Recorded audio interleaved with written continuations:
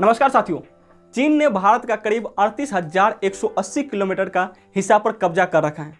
चीन की सीमा 14 देशों के साथ लगती है, लेकिन एक रिपोर्ट बताती है कि चीन 23 देशों के इलाके को अपना हिस्सा बताता है। दोस्तों, आज की इस वीडियो में बात करने वाले हैं कि आखिर चीन ने भारत और वह अपने पड़ोसी देश का कितना जमीन कब्जा किया हुआ है। इन्हीं के बारे में आज हम चर्चा करने वाले हैं। तो चलिए शुरुआत करते हैं। देखिए दोस्तों, 11 मार्च 2020 को लोकसभा में उस वक्त के विदेश राज्य मंत्री बी मुरलीधरन ने बताया था कि लद्दाख का करीब 38,000 स्क्वायर किलोमीटर का क्षेत्र जो है सो चीन के कब्जे में है। इसके अलावा 2 मार्च 1963 को चीन पाकिस्तान के बीच एक समझौता हुआ। इसके तहत पाकिस्तान ने पीओके यानी पाक ऑक्यूपाइड कश्मीर का 5,180 स्क्वायर किलोमीटर का क्षेत्र जो है सो चीन को दे दिया। मतलब पाकिस्तान भी गजब है। एक तो यह क्षेत्र उनका नहीं है जो उन्होंने चीन को दिया है, वह अवैध रूप से जो है पाकिस्तान कब्जा किया हुआ है। उसके बाद चीन को वह जो है जमीन गिफ्ट कर रहा है। यानी चीन के कब्जे में भारत का 38,180 स्क्वायर किलोमीटर का जो क्षेत्र है सो कब्जे में चला गया चीन का।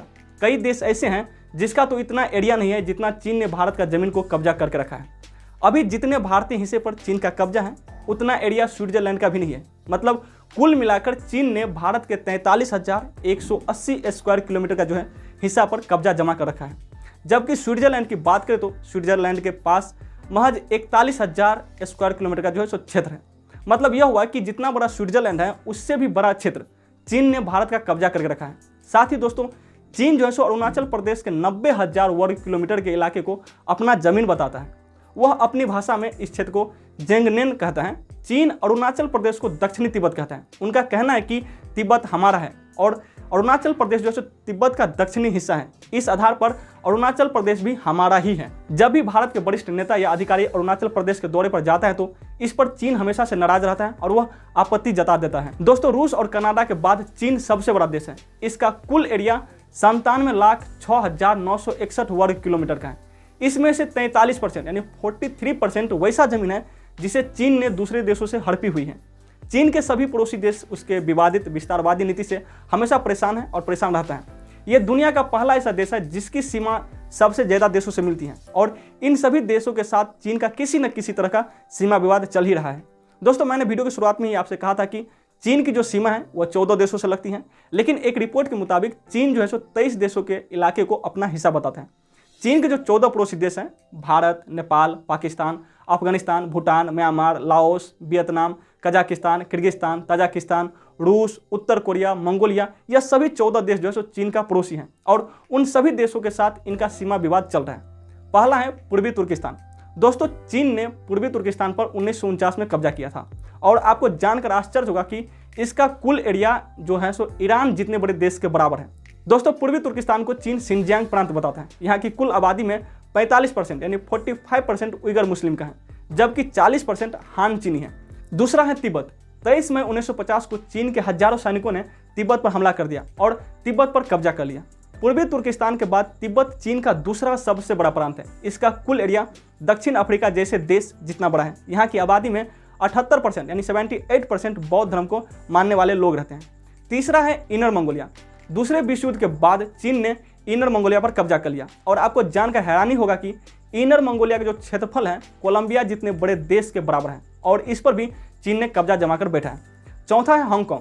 दोस्तों, हांगकांग पहले चीन का हिस्सा ही था, लेकिन 1842 में ब्रिटिशों के साथ हुए युद्ध में चीन को इससे गंवाना पड़ा। लेकिन 1997 में ब्रिटेन ने चीन को हांगकांग जो है सो लौटा दिया।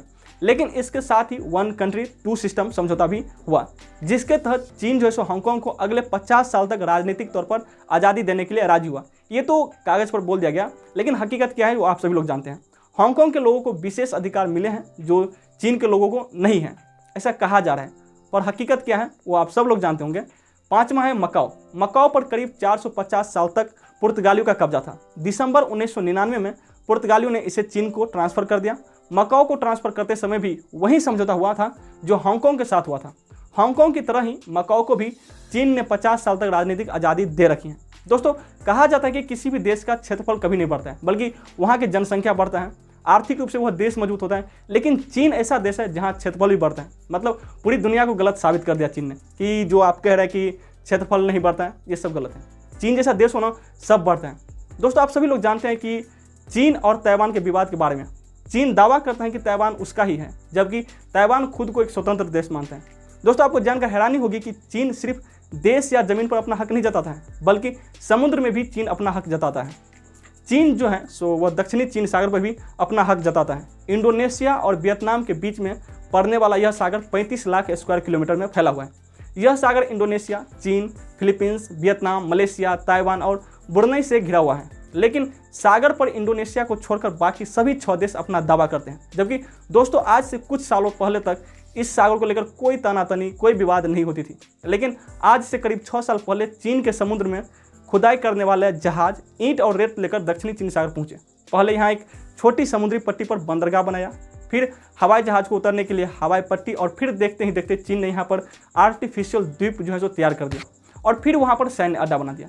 चीन के इस काम पर जब सवाल उठे तो चीन ने दावा किया कि दक्षिणी चीन सागर से उसका ताल्लुक 2000 साल से भी पुराना है। जबकि दोस्तों इस सागर पर पहले जापान का कब्जा था।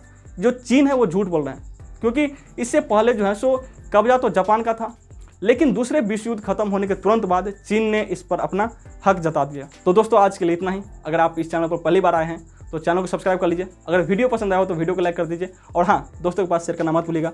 मिलते हैं एक नए वीडियो के साथ। जय हिंद।